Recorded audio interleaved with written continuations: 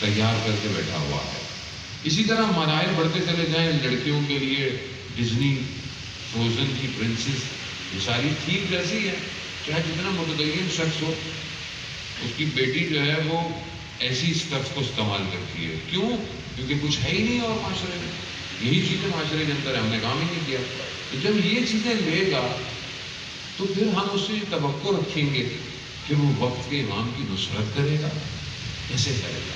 تو ہم لگا کہ یہاں بیس میں گڑبڑ ہے.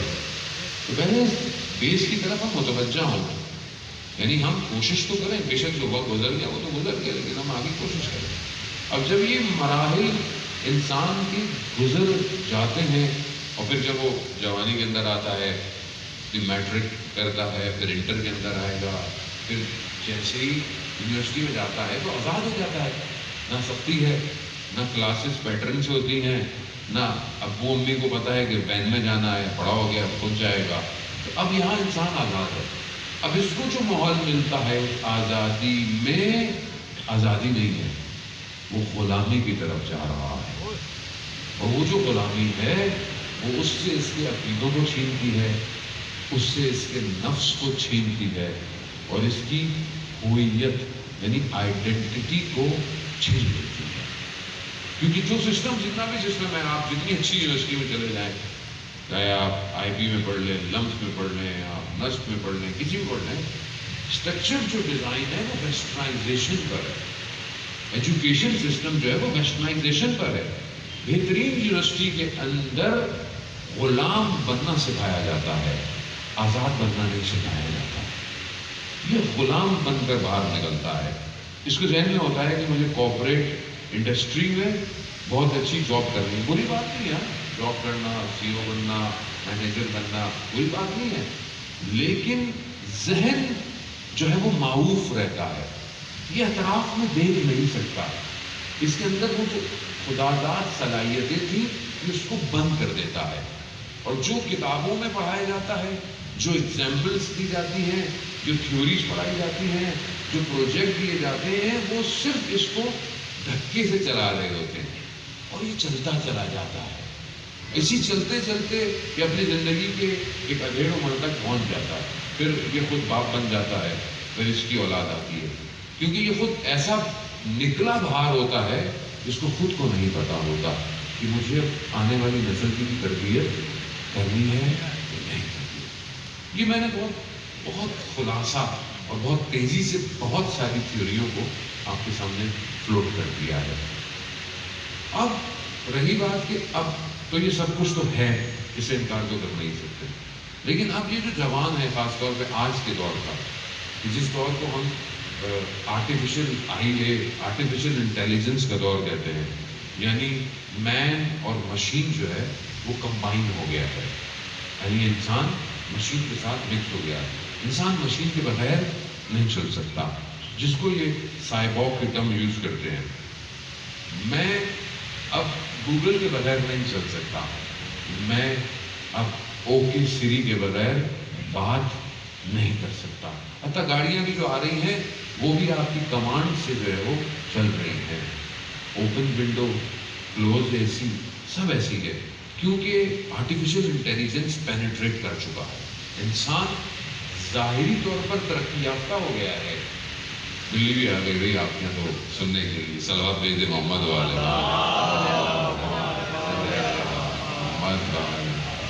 وہ کئی دن سے دیکھتی ہوئی یہاں پہ شادیاں ہوتی ہیں, کھانا وانا ملتا ہے, آج تک کوئی کچھ بھی نہیں آ رہی. تو عزیزان محترم, کو بھی آرٹیفیشل انٹیلیجنس یہ انسان کو ظاہری طور پر تو ترقی یافتہ دکھاتی ہے کہ انسان ترقی کر رہا ہے. انسان پہلے کیسا تھا, پہلے کیا ہے, ٹائم کیلکولیٹ کر لیتا ہے, کہاں ٹریول کرنا ہے, ٹریفک کہاں ہے, کہاں نہیں ہے. وہ فائدے تو ہیں, لیکن انسان کو دھکیل رہا ہے ایک ایسی طرف کہ جہاں انسان اس مشین کا محتاج بن رہا ہے. اور جتنا یہ محتاج بنتا چلا جائے گا اتنا یہ اپنے ذہن سے فیصلے نہیں کر سکتا. دنیا رپورٹ ہوتی جا رہی ہے, ہم بھی رپورٹ ہو گئے, ہماری لائف بھی رپورٹ ہے. ہم اپنی مرضی سے کوئی فیصلہ نہیں کرتے, ہماری چاہتیں ختم ہو گئی ہیں. جو آرٹیفیشل انٹیلیجنس نے ہمارے لیے چاہتے بنائی ہیں، ہم اسی پہ چل رہے ہیں. یعنی اب آپ کو دیکھنا ہے کہ ریسٹورینٹ کون سا ہے، تو جو گوگل قریب اور اچھا ریسٹورینٹ بتائے گا آپ وہیں جائیں. کیوں؟ کیونکہ ریٹنگ اسی کی اچھی ہے. جہاں آپ نے ہوٹل لینا ہے وہ بھی آپ کو آن لائن بتایا جائے گا. ٹیکسی، گاڑی، بائکیا، سب سسٹمیٹک ڈیزائن ہے. انسان خود اپنے آپ کو اس مشین کو دے چکا ہے، ویسے بھی دے چکا ہے. کیوں؟ کیونکہ اب آپ کو میں سامنے سے دیکھوں، مجھے نہیں پتا آپ کون ہیں. اب میں جب آپ کی فیس بک آئی ڈی کو دیکھوں گا نا تو مجھے پتا چلے گا کہ آپ کون ہیں، آپ چاہتے کیا ہیں، آپ لائکس کیا کرتے ہیں، آپ شیئر کیا کرتے ہیں، آپ اپلوڈ کیا کرتے ہیں. یہ آپ کی آئیڈینٹی ہے. انسٹاگرام آپ کی آئیڈینٹی ہے. انسٹاگرام میں لوگ تصویریں ڈالتے ہیں، بلٹ ان فلٹرز ہیں. اگلا بندے نے تصویر دیکھی، جوان ہے اور ایام خوشی کے بھی ہیں، تو اسٹریس تو نہ تو خالی آپ لوگوں کو. تصویر دیکھی انسٹاگرام پہ، عبداللہ رشتے میں چلے گئے لینے کے لیے. جب سامنے دیکھا تو کسی اور کو پایا. کہا کہ آپ کون؟ کہا وہی آئی ڈی. کہا مگر اس میں تو کچھ اور تھا. تو پیچھے سے آواز آئی، وہ انسٹاگرام کے فلٹر تھے، یہ کوئی اور ہے. ایسی ہے آدمی. آپ دیکھیں نا سیلفی، ابھی ہمارے ساتھ لوگ 1000 تصویریں کھنچوا لیں، آپ اس کو DSLR سے تصویر کھنچوا دیں، مگر وہ جاتے جاتے بولے گا آغا صاحب ایک سیلفی لے لوں میں آپ کے ساتھ. سیلفی ضرور. اس سیلفی نے جو ہے نا سیلف ختم کر دیا ہے. سیلف نہیں رہا انسان میں، اصل خود ہے ہی نہیں. یہ اب یہی کرتا ہے انسان، یہاں سے تصویر لیتا ہے، یہاں سے لیتا ہے، یہاں سے لیتا ہے، معذرت کے ساتھ اور آرام سے. وہ کوشش کرتی ہیں ایسے زاویے سے لیں کہ چہرہ بہت پتلا نظر آئے. کیوں؟ کیونکہ بہرحال ذہنی طور پر ہمیں یہ دکھا دیا گیا ہے کہ جو اس میں اچھا ہے وہی اچھا ہے. اور ایک بڑی تعداد ڈپریشن میں آ گئی ہے، کیونکہ فیک ورلڈ ہے نا، حقیقت تھوڑی ہے.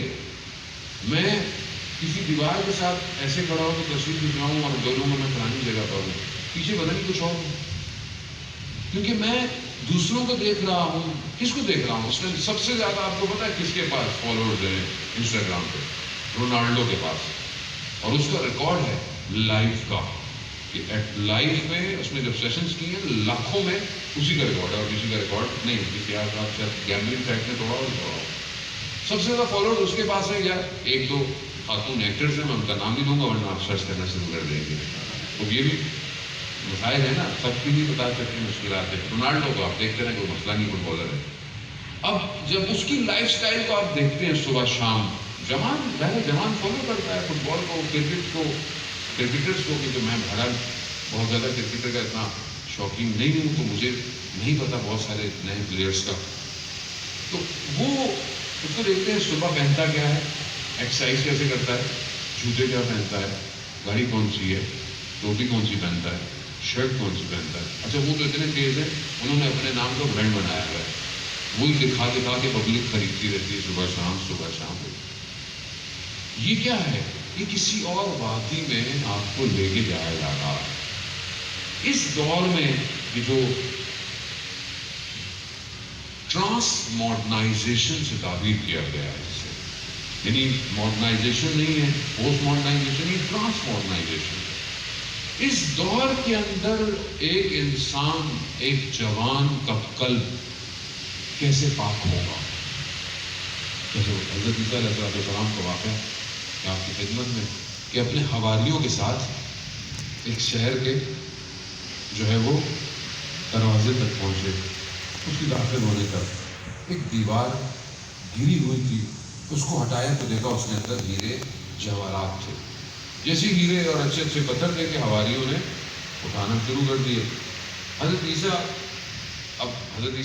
علیہ السلام اپنے حواریوں کو ڈائریکٹلی اور انڈائریکٹلی درس دیتے تھے، سکھاتے تھے، اور اسی کی طرف سے ان کی جو تعلیمات ہیں وہ پھیلتی رہی.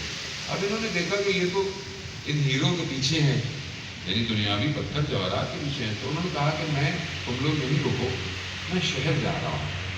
اور میں شہر سے ایک بہت قیمتی ہیرا لے کر آؤں گا. یہ رک گئے.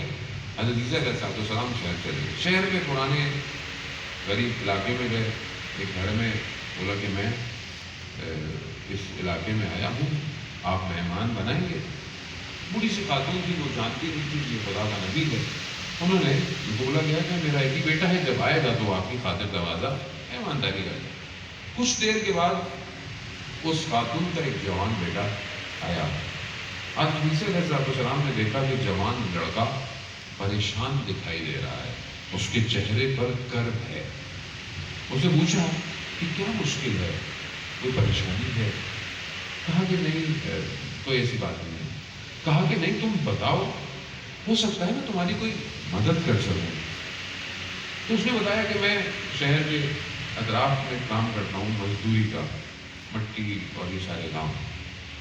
ایک کاروان گزر رہا تھا. یقیناً کاروان جو تھا وہ سلطان کا جو یہاں کا ہے اس کا تھا. ہوا چلی اور ایک سواری سے پردہ ہٹ گیا. تو میں نے خوبصورت لڑکی کو دیکھا. جیسے میری اس پر نگاہ پڑی تو میں اس کے عشق میں گرفتار ہوا. اب جیسے ہی میں گرفتار ہوا تو اب میں نے پیچھا کیا تو مجھے پتا چلا کہ یہ تو یہاں کے بادشاہ کا کاروان ہے اور یہ بادشاہ کی بیٹی ہے. تو میں تو مایوس ہو گیا, لیکن گرفتار ہو گیا. اب میں کچھ کر تو سکتا نہیں, اسی کرب میں ہوں اور یہ مشکل مجھے دن بہ دن پریشان ہے. کہا کہ یہ تو کوئی مسئلہ ہی نہیں, میرے ساتھ باہر چلو. ایک جگہ لے گئے, ایک کشت لیا, کہا پتھر جمع کرو. پتھروں کو جمع کیا, اجازت نبوت سے یعنی معجزہ کیا, اور ان سارے پتھروں کو بہترین ہیرے جواہرات میں تبدیل کر دیا. اور کہا کہ یہ بادشاہ کے پاس لے جاؤ, اور جب ان کو تحفہ دے دو پھر اس کے بعد کہو کہ مجھے آپ کی بیٹی کا رشتہ چاہیے. اب وہ لے گیا. اچھا, بادشاہ بھی بادشاہ تھا, بادشاہ ہیرا شناس ہوتا, جواہر شناس ہوتا. اس نے جب اتنے قیمتی ہیرے دیکھے تو اس نے کہا کہ آپ ایسی ایک اور تھال لے کر آئے. وہ پھر آئے, عزیزہ کے دل میں تھا, وہ تو اور مانگ رہے ہیں. کہا مسئلہ نہیں ہے, پتھر جمع کرو. پھر اجازت محمد کی پھر دے دو جا کے. دے گئے. خلاصہ انہوں نے قبول کر لیا رشتے کو, اور جلد ہی جلد اس پر ملی, شادی ہو گئی, طے ہو گئی. بادشاہ نے دیکھا کہ یہ جوان بڑا نیک جوان ہے. بادشاہ نے اپنا تاج اتارا اور اس کی سربراہ دیا. کہا کہ ہم تو بوڑھے ہو گئے, تم ہی سنبھالو. اب اس نے حضرت عیسیٰ کو جانتا تو تھا نہیں. اس نے حضرت عیسیٰ کہا کہ اچانک سے سب ہو گیا. حضرت عیسیٰ نے کہا نہیں, ایسا ہم چلتے ہیں. کہاں جا رہے ہیں؟ ابھی تو وقت ہے زندگی گزارنے کا, آسائشیں گزارنے کا, ساری چیزیں کرنے کا. جس چیز کے لیے یہ تڑپ تھی اسے حاصل کر لیا. حضرت عیسیٰ نے بولا کہ نہیں, یہ کمال نہیں ہے, کمال کچھ اور ہے, ہم اس کمال کے پیچھے ہیں.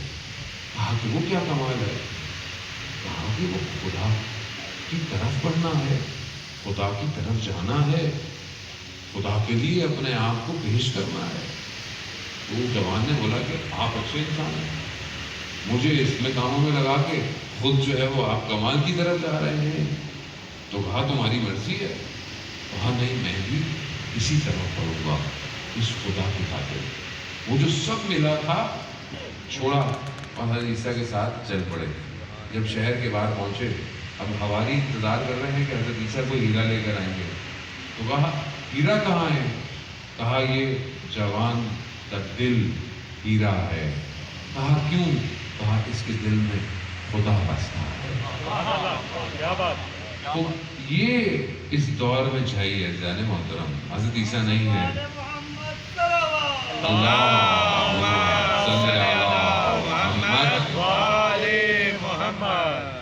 ظاہر ہے حضرت عیسیٰ علیہ السلام تو نہیں ہے, لیکن یوسف زہرا تو ہے. حضرت عیسیٰ بھی آ ہی جائیں گے ان کے پیچھے. ہم دیکھ نہیں سکتے امام کو, مگر امام تو ہمیں دیکھ سکتے ہیں.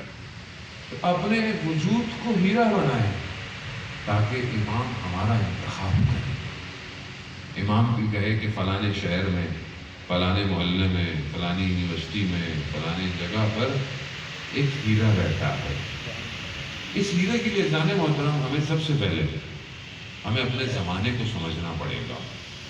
ہم اپنے زمانے کو سمجھیں کہ ہم کس دور میں زندہ ہیں۔ جب تک ہم اپنے ٹائم کو انڈرسٹینڈ نہیں کر پائیں گے، ہم اس کے اگلے مرحلے میں نہیں جا سکتے۔ جب آپ کو آپ کا زمانہ سمجھ میں آئے گا، تب جیسے بہت سارے بزرگ ہمارے یہاں بھی موجود ہیں، خدا ان کا سایہ پر قائم رکھے، صحت اور طولانی عمر عطا فرمائے۔ اب بہت سارے بزرگ ہمیں کہتے ہیں، جب ہم کہتے ہیں فلانی چیز استعمال کر لیں یا فلانا ہو گیا، کہتے ہیں نہیں بھائی ہمارے زمانے میں تو یہ ہوتا تھا، ہمارے زمانے میں بچہ کیا بولتا ہے، بابا آپ کا زمانہ کوئی اور تھا، ابھی زمانہ چینج ہو گیا ہے، ابھی تقاضے بدل گئے ہیں، ابھی چیزیں بڑھ گئی ہیں۔ یہ ہم سب بولتے ہیں، لیکن ہم درک نہیں کرتے اپنے زمانے کو کہ ہمارے زمانے کی ریکوائرمنٹ کیا ہے۔ جب آپ اپنے زمانے کو پہچانیں گے نا، تب اپنے زمانے کے امام کو پہچانیں گے۔ کیونکہ ہم اپنے ٹائم کو نہیں انڈرسٹینڈ کر پا رہے کہ ہم کس ایرا کے اندر زندہ ہے۔ اور جب ہم امام کی معرفت کی طرف بڑھیں گے تو ہم پھر امام کے دشمن کو پہچانیں گے۔ ہم کیونکہ پاسٹ میں زندہ ہیں، ہماری مجالس، ہماری محفل، ہماری سیشنز زیادہ تر ماضی کے ہیں۔ ٹھیک ہے ہمیں تاریخ بیان کرنی ہے عبرت کے لیے، یاد دہانی کے لیے، اسے حاصل کرنے کے لیے، لیکن موسٹلی ہم پاسٹ میں رہتے ہیں۔ ہم اگر دشمن بھی بیان کرتے ہیں تو ماضی کے دشمنوں کو بیان کر کے رک جاتے ہیں۔ ہم ان دشمنوں کی تحلیل کو آج کے زمانے کے دشمن پر نہیں لے کر آتے کہ اگر اس زمانے کا فرعون تھا حضرت موسیٰ کے مقابلے میں، جو اپنے آپ کہتا تھا کہ میں انا ربکم الاعلی، میں سب سے بڑا خدا ہوں، تو وہ کرتا کیا تھا، اس کے ہدف کیا تھے، اس نے قوموں کے ساتھ کیا کیا تھا بنی اسرائیل کے ساتھ؟ یعنی قرآن کہتا ہے کہ مردوں کو مار دینا، عورتوں کو جو ہے وہ اپنی غلامی میں کرنا، بچوں کو اس طرح کر دینا۔ تو یہ سسٹم قرآن بتا رہا ہے کہ اس کا سسٹم کیا تھا، نمرود کا سسٹم کیا تھا، شداد کیا کرتا تھا، قارون کے خزانے کی وجوہات کیا۔ پھر اسی طرح ائمہ علیہ السلام کی ادوار کے اندر جو ان کے مقابلے میں آئے، وہ کون سی ٹیکنیک یوز کرتے تھے، اسٹریٹجیز کیا تھی، ان کا میڈیا کیا تھا۔ کیونکہ ہم نہ ایک تو میرے جیسے لوگ ممبر پہ آتے ہیں، کچھ بتاتے بھی نہیں ہیں، ایسے ہی چلے جاتے ہیں، تو ظاہر ہے کون بتائے گا، کون ان ساری چیزوں کو بیان کرے گا، کون تحریر دے گا۔ اسی لیے بہت ضروری ہے کہ ہم ائمہ علیہ السلام کی زندگی کو آج کے دور کے ساتھ کمپیئر کریں۔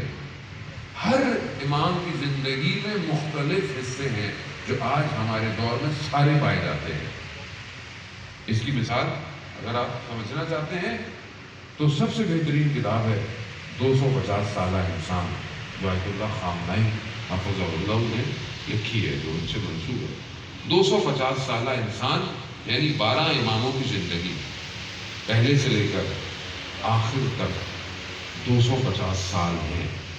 اس لیے وہ انسان ایک ہی ہے، دور الگ الگ ہیں، دشمن الگ الگ ہیں، ٹیکنیکس الگ الگ ہیں، اسٹریٹجیز الگ الگ ہیں، اور یہ سب مل کر آخری امام کے دور میں ساری موجود ہیں۔ تو جب آپ پڑھیں گے کہ 10ویں امام نے اپنے سسٹم کے لیے کیا کیا، چھٹے امام نے اپنے دور میں اپنے کاموں کو کس طرح پینیٹریٹ کروایا، تو یہ ساری چیزیں پڑھنے کی ہے۔ جب پڑھیں گے تو آپ کو پتہ چل جائے گا معاشرے میں کیا ہو رہا ہے۔ تو زمانہ بہت مہم ہے، زمانہ سمجھیں گے تو امام کی طرف بڑھیں گے، اور پھر امام کو ظہور نہ ہونے میں رکاوٹیں آپ کو نظر آنا شروع ہیں۔ ہم زیادہ تر پاسٹ کی باتیں کرتے ہیں، پاسٹ میں رہتے ہیں، سنتے ہیں اور گھر چلے جاتے ہیں۔ اسی لیے معاشرہ جو ہے وہ ایک رکود کا شکار کر چکا ہے، رکا ہوا ہے، بلکہ بہت ساری جگہوں پر تنزلی کی طرف ہے، پیچھے جا رہا ہے معاشرہ۔ آپ کے سامنے کیسے کیسے عقائد آ گئے ہیں، کیسی کیسی باتیں آ گئی ہیں۔ آپ کا تو جگہ ماشاءاللہ بہت ہی کیا کہتے ہیں زرخیز ہے اس معاملے میں۔ پورے پاکستان کو زیادہ تر آپ ہی کا علاقہ پرووائڈ کرتا ہے بہت ساری چیزیں، آپ نہیں کرتے، علاقہ کرتا ہے، آپ ناراض مت ہوئیے گا۔ عزیزان محترم، وجہ کیا ہے؟ شعور، اور خاص طور پہ جوانوں کا. جوان مولا متقیان حضرت علی ابن ابی طالب علیہ السلام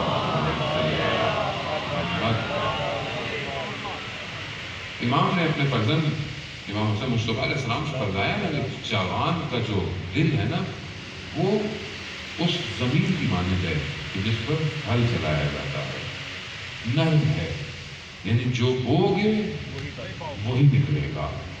اب ظاہر ہے جوان ہی ٹارگٹ ہے دشمن کا. اب دشمن کون ہے پہلے تو یہ بتاؤ. اب ہمیں تو لگتا ہے ہمارا کوئی دشمن ہے ہی نہیں. کیسے ہو سکتا ہے جبکہ قرآن کہہ رہا ہے کہ شیطان جو ہے وہ تمہارا آشکار واضح ترین دشمن ہے، سخت ترین دشمن ہے.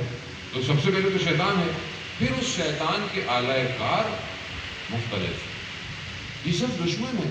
یہ نہیں چاہتے کہ یہ جوان اپنے وقت کے امام کی طرف بڑھے. اب پریشر کہاں سے ہے؟ سوشل پریشر ہے، سوسائٹی کا پریشر ہے، پولیٹیکل ریفارمز ہیں. یعنی انسان دیندار جتنا بھی ہو جائے، نظریاتی جتنا بھی ہو جائے، بعض اوقات اپنی پارٹی کے لیے جان دے دیتا ہے. ذہن وہی ہے، اب چاہے وہ غلط ہو رہا ہے، صحیح ہو رہا ہے، سفید ہو رہا ہے، کالا ہو رہا ہے، نہیں، یہ تو زندہ ہی ہے، یہ تو سب ہے. کیوں؟ کیونکہ گرا ہوا ہے. اسی طرح اکنامکلی پریشر میں جوان گرا ہوا ہے. فائنینشیل کرائسس کے اندر ملک ہے تو جوان کے اوپر بھی اس کے اثرات مرتب ہیں. اور بہت ساری پرابلم جو روز فیس کرتا ہے، ٹریفک ایشوز ہیں، ایجوکیشن پرابلم ہے، جاب انسیکیورٹی ہے. یہ ساری چیزیں کاؤنٹ ہوتی ہیں ایک ذہن کو رشد دینے میں. امنیت، سیکیورٹی، یہ ساری چیزیں امپورٹنٹ ہیں.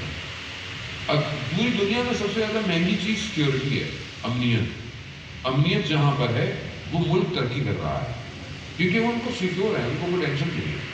جہاں سیکیورٹی نہیں ہے، مختلف سیکیورٹی صرف نہیں کہ کوئی آپ کو فزیکلی ہیٹ کرے گا. سیکیور انسان کی بہت ساری چیزیں سیکیور ہوتی ہیں. یہ سب پلانڈ سسٹم کے تحت ہم جیسے ممالک خاص طور پہ کہ جہاں کوئی حساب کتاب ہی نہیں ہے، دشمن نفوذ کر چکا ہے، ہر جگہ نفوذ کر چکا ہے.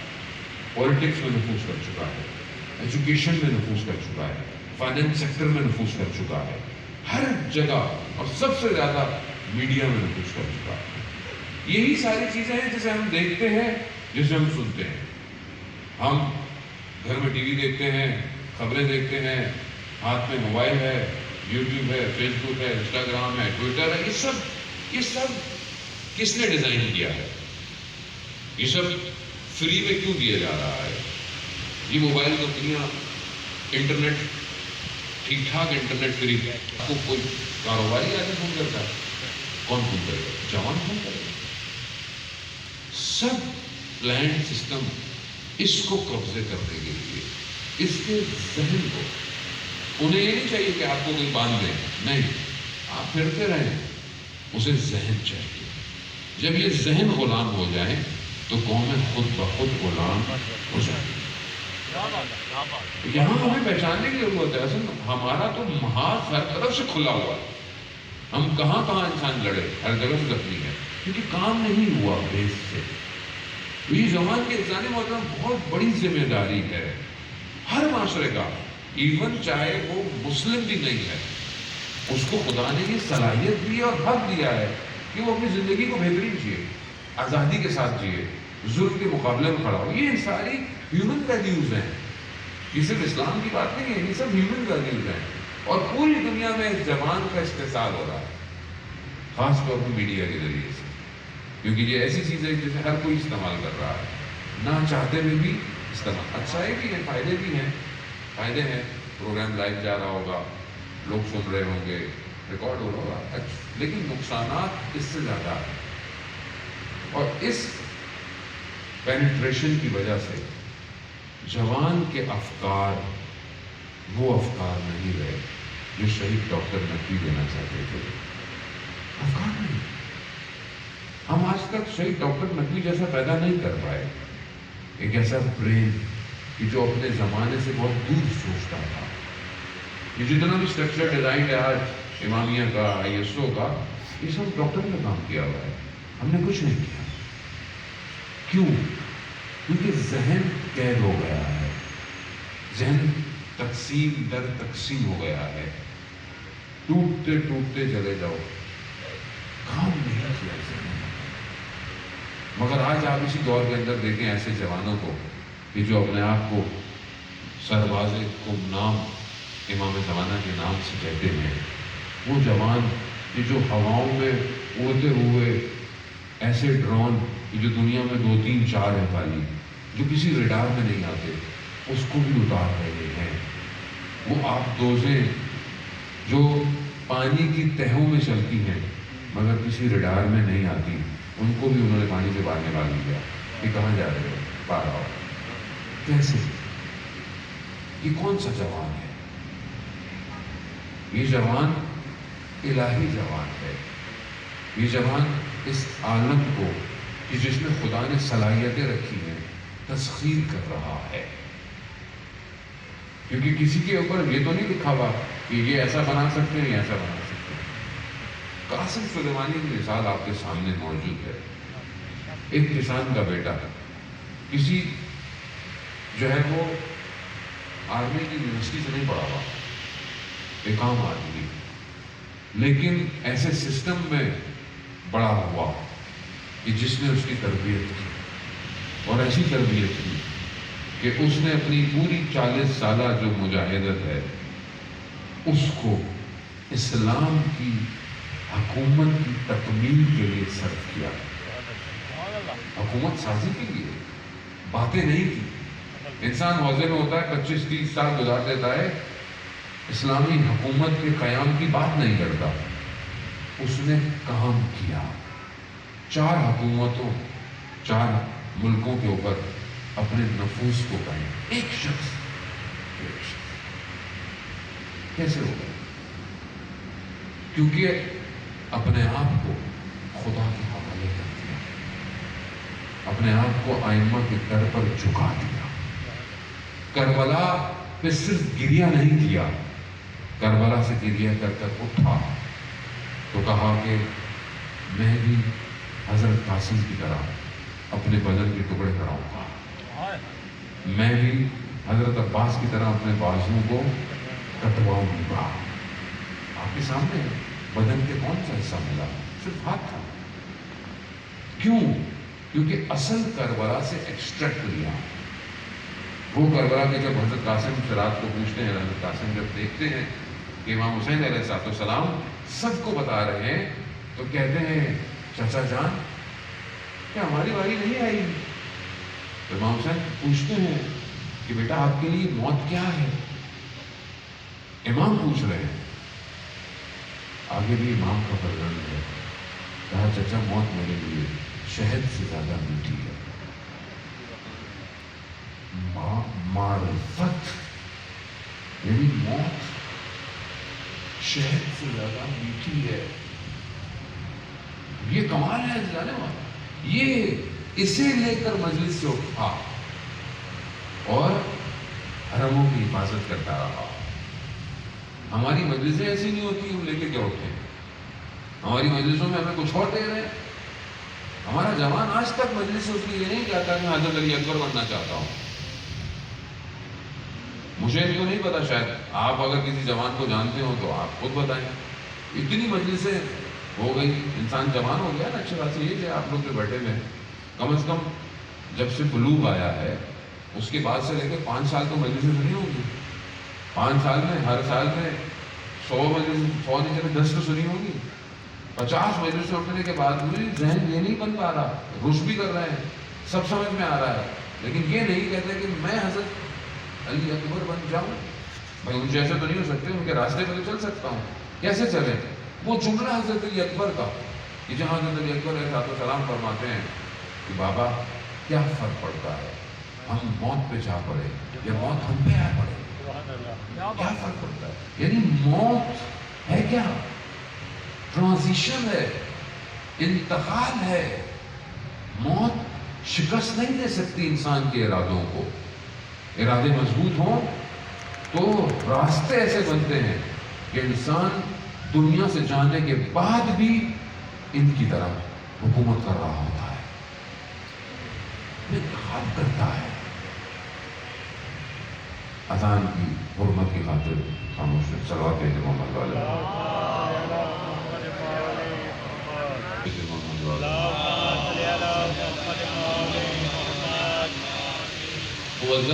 دیکھیں آپ سمجھیں، یعنی موت انسان کو روک نہیں سکتی، کمزور نہیں کر سکتی. یہی کمال تھا کربلا والوں میں کہ تلوار کی دھاریں ان کی گردنوں کو جدا کر رہی تھی مگر انہیں امام سے جدا نہیں کر سکتی تھی. کیسے امام سے آگے جڑے؟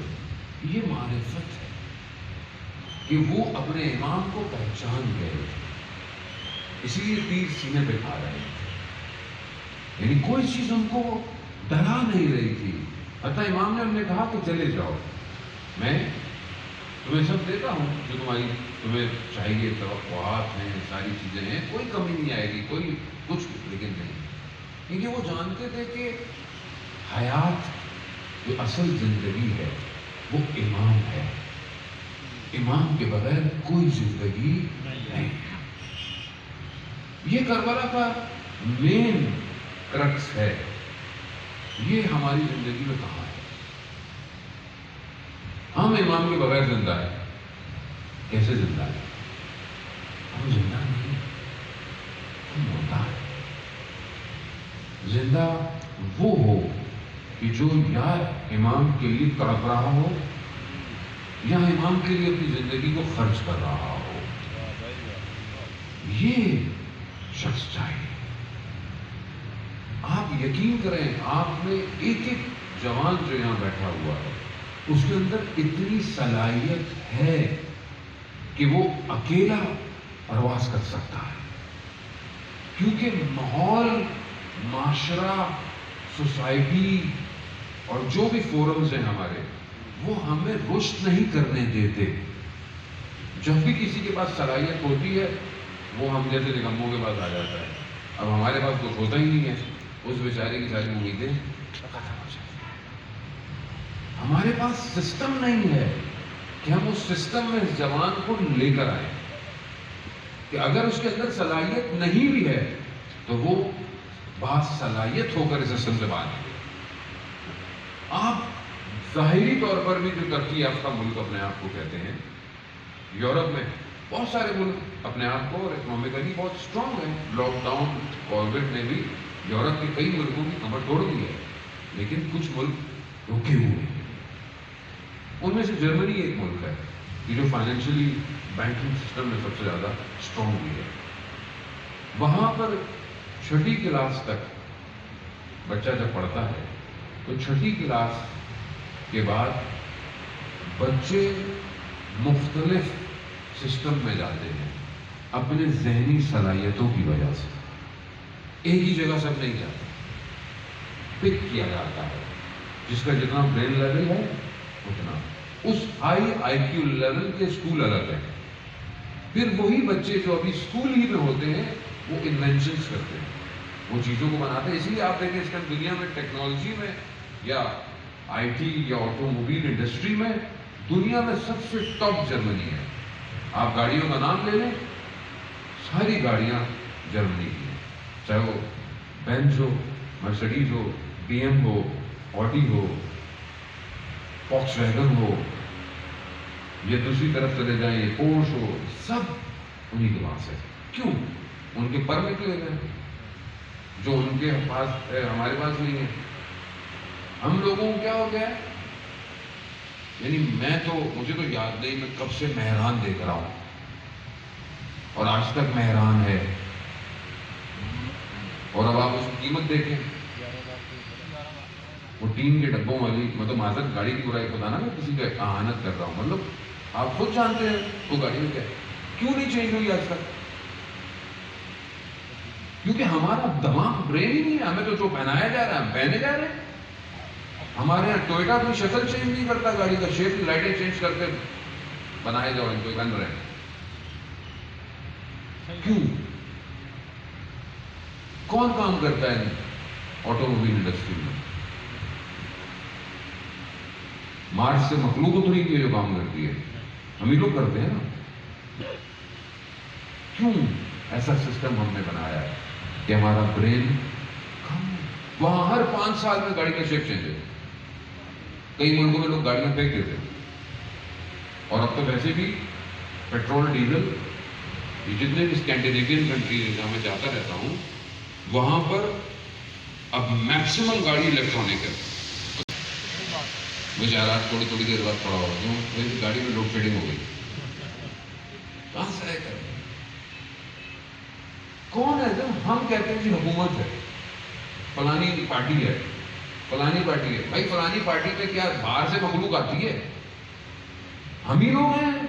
بیوروکریٹ بھی ہم ہی ہے، وزیر بھی ہم ہی ہے، مشیر بھی ہم ہی ہے، ڈاکٹر بھی ہم ہی ہے، سب ہم ہی ہے. ہم کہاں ہیں؟ ہمیں جب کوئی پوزیشن ملتی ہے ہم کہتے ہیں بس آخری یہی ہے، کھا لو جو کرنا ہے، پھر پتہ نہیں کیا ہوگا. ہمارے اندر مخلوق کا درد ہی نہیں ہے. کچھ نہیں تو اپنے ملک کا تو ہمیں درد ہے ہی نہیں. یہی یہاں باہر کی طرف پھینک دے گاڑی میں سے پانی پی کے، دبئی چلے جائیں آپ پھینک کے دکھا دیں باہر کی طرف. یہی پاکستانیوں کو میں نے دیکھا ہے زیبرا کراسنگ کے علاوہ روڈ کراس نہیں کرتے. کیوں؟ 200 درہم جرمانہ ہے زیبرا کراسنگ کے علاوہ. سیدھی ہوئی گئی قوم ڈنڈے کے اوپر. یہاں بیچارے ڈنڈے والے کو سیدھی نہیں ہو، کیا ڈنڈے والے سیدھا کرے. وجہ کیا ہے؟ ہم ہی لوگ ہیں جانے موٹر. انگلی اٹھانا آسان ہے، خود کیا کر رہے ہیں؟ وہ بنائیں، آرگنائزیشنز بنائیں، کمپنیز بنائیں، فورمز بنائیں، چیزیں بنائیں اور کر رہے ہیں جماعت چلی کہ نہیں. لیکن ایک میجورٹی نہیں کر رہی ہے. اسٹریٹجیز نہیں ہے، پلاننگ نہیں ہے، ڈیولپمنٹ نہیں ہے. بس جو ہے بس چل رہا ہے، چلنے تو ریوڑی کی طرح جانے تو جا رہا ہے. کیوں؟ کیونکہ صلاحیتوں کو روک دیا گیا ہے. جس جگہ پر اس زمان کی صلاحیتوں کو رشد کرنا تھا وہاں پر اس کی صلاحیتوں کو منجمد کر دیا. تفرقہ، فرقہ بازی، لسانیت پہ، پولیٹکس کے اوپر. پھر آپ مذہب کے اندر آئیں تو اس کے اندر فرقے، ایک تنظیمی ہے، ایک انقلابی ہے، ایک فلانا ہے، ایک ماتمی ہے، ایک عزادار ہے. وہ اسی میں ہی قوم زندگی ختم ہو گئی. یہ کہاں یہ جائے گا اسپیس کے اوپر؟ یہ میزائل بنائے گا امام زمانے کے لیے؟ کون کرے گا؟ امام کی حکومت میں 2 سیڑھیاں چاہیے. ایک سیڑھی تو وہ کہ جو آپ کی ایجوکیشن بہت اچھی ہو، آپ کا پروفیشن بہت زبردست ہو، آپ اپنے پروفیشن میں ٹاپ ہو، یعنی بہترین ہو. چاہے کوئی بھی پروفیشن ہو، ایجوکیشن ہو، آئی ٹی ہو، اکنامکس ہو، کچھ بھی ہو. چاہے کاروباری ہو، چاہے بزنس مین ہو، چاہے میکینک ہو، چاہے دکاندار ہو، چاہے کسان ہو، کچھ بھی ہو لیکن بہترین ہو.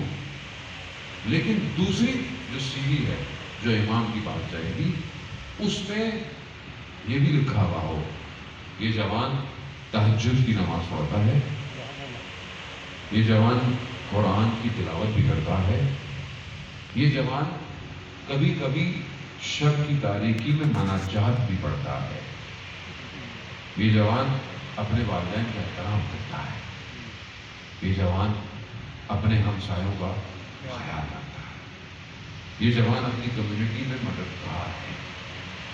یہ چاہیے. کیسے ڈیسیژن میکرز کیسے بنیں گے؟ کیسے آپ خود سمجھیں نا کہ آپ کو اگر ایک چھوٹا سا شہر دے دیا جائے اس کو آرگنائز کریں، کتنی چیزیں چاہیے؟ روڈ، میپ، پانی کی line, sewerage line, electric system, اور جتنی دنیا ڈیزائن ہوتی جا رہی ہے اتنا ساؤنڈ پروف سسٹم چاہیے. روڈس، اب ایلن مسک جو جس میں ٹیسلا جس کی گاڑی ہے، اسپیس ایکس کا جو CEO ہے، وہ زمین کے اندر کے ٹنل بنا رہا ہے روڈس کے لیے اور ہائبر ٹیکنالوجی کی طرف جا رہا ہے کہ انسان ایک ایسے لوپ میں ہوگا کہ بہت تیزی سے ٹریول کرے گا. وہ ٹیسٹنگ پر ہے. یہ جو امریکہ سے لنڈن کا جو ٹریول ہے وہ کئی گھنٹوں کا ہے. وہ اس کئی گھنٹوں کو وہ چند منٹوں میں سوکھاڑنے کے چکر پر ہے. زمین کے اندر ٹنل بنا کر راستے بنا کیوں بنا رہا ہے؟ کیونکہ جو برج ہے، برج ایک تو نوائز کریٹ کرتے ہیں، شور ہوتا ہے اور پولوشن کرتے ہیں. زمین کے اندر جتنا آپ اندر جائیں گے نوائس نہیں ہے، انسان سکون میں ہے۔ آج ہر انسان شہر سے باہر بھاگتا ہے، شہر میں کوئی سکون نہیں ہے، کام مجبوری ہے، رہتا ہے قریب بار بار رہ لو کہیں، کیوں؟ واپس آ رہا ہے نا اسی اپنے اصل کی طرف، کیونکہ پھنس گیا ہے، یہ سب بنا کر پھنس گیا ہے۔ تو یہ جو برین ہے، یہ جو برین چاہیے، اس کے لیے زان محترم ہمیں خود تیاری کرنی ہے، کوئی اور نہیں کرے گا۔ ہم اپنی صلاحیتوں کو پہچانیں، ان کو اجاگر کریں اور اپنے لیے مینٹور یعنی رول ماڈل ڈیفائن کریں، اور اس رول ماڈل سے چیزیں سیکھیں، چاہے ایجوکیشن میں ہو، چاہے سائنس میں ہو، چاہے میڈیکل میں ہو، اور اپنا ایک مربی ضرور رکھیں، مربی جو تربیت کرے۔ دنیا کے آپ بہترین یونیورسٹی میں پڑھ لیں، خود جیف ما جو علی بابا کا سی او ہے، وہ یہ کہتا ہے کہ آنے والا ٹائم مشین کا ٹائم، اور اچھا خاصا ٹائم ہے۔ وہ یہ کہتا ہے کہ اپنے بچوں کو، اولاد کو اخلاق کی تربیت دو۔ کیوں؟ کیونکہ مشین کل کو قبضہ تو کر لے گی مگر اس کے پاس اخلاق نہیں ہوگا۔ اخلاق کے لیے ایک استاد کو ڈھونڈیں، ایک شخص کو ڈھونڈیں، ایک مرشد کو ڈھونڈیں جو آپ کی تربیت کرے، جو آپ کے نفس کو پاک کرے۔ یہ ہوگا تو آپ جس فیلڈ میں ہوں گے کامیاب ہو جائیں گے۔ میرا وقت ختم ہو گیا، سر وقت محمد